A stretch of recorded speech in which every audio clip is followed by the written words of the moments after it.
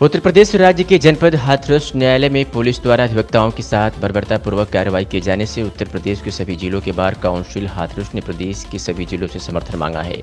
आज कुशीनगर कसिया civil court परिसर bar council के अधिवक्ताओं ने अपना कार्य बहिष्कार करते हुए हाथरस में हुए अशोभनीय कृत्य का विरोध करते हुए दोषी पुलिस कर्मियों के विरुद्ध कार्रवाई की मांग किया है।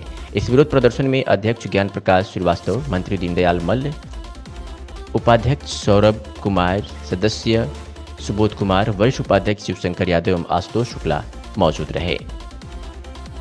न्यायालय में आज अधिवक्ताओं ने कार्य बहिष्कार किया है। इसका उद्देश्य क्या है, क्यों बहिष्कार किया गया है?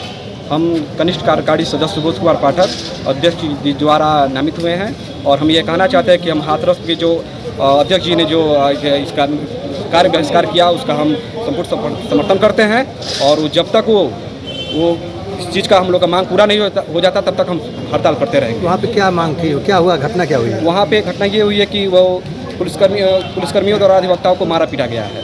अच्छा, पूरी एक अधिवक्ता को पुलिस द्वारा अत्याचार किया गया है जी। इसके विरोध में आज आप लोगों ने आंदोलन के रुख अख्तियार किया है और कार्य बहिष्कार किया है, यही ना? जी, क्या हम उनके सपोर्ट में कार्य बहिष्कार किए हैं आज यहाँ पे और हमारी मांगें पूरी नहीं हो जाती हैं। वहाँ के अध्यक्ष जी द्वारा जिस तरह का सपोर्ट मांगा जाएगा हम लोग सपोर्ट देने को तैयार हैं। जय हिंद, जय भारत।